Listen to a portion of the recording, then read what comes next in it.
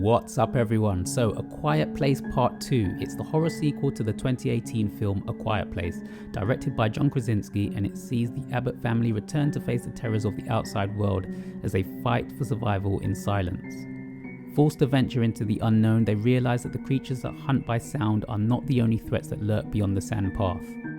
So I was lucky enough, well maybe not so lucky, I haven't really been able to talk about this with many people, but I was lucky to be invited to see the film before its original release date last year, right before the UK went into lockdown.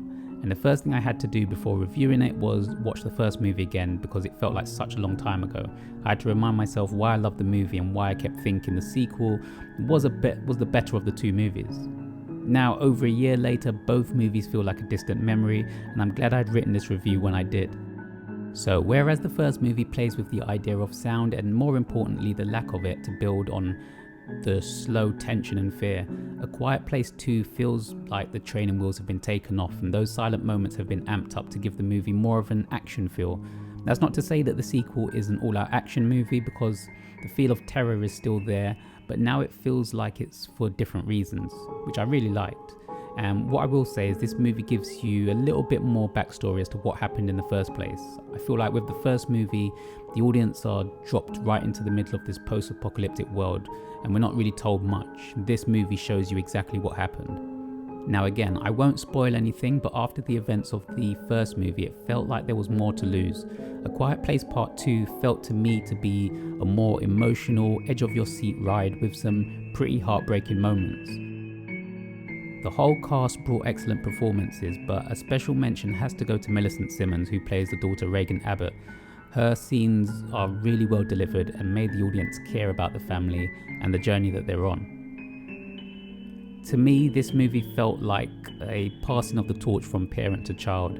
Whereas the first movie saw John Krasinski and Emily Blunt trying to protect their family, this one shows how their influence has affected their children, who will do what they can to survive and protect their family.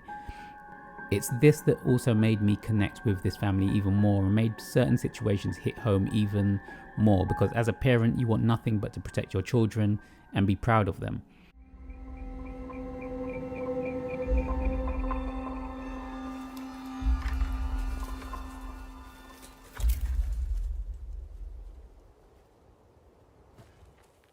So, is A Quiet Place Part 2 a worthy sequel? The simple answer is yes. And not only is it worthy, but to me, it's a better movie than the first.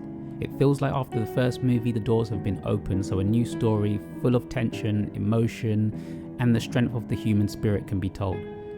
You can tell that both of these movies have been lovingly crafted, and I recommend definitely going to see it once it's released in theatres on May 28th. A Quiet Place Part 2 stars Emily Blunt, Millicent Simmonds, Noah Jupe and Cillian Murphy. If you haven't seen the first Quiet Place, then make sure you go and check that out first and then go and watch the sequel.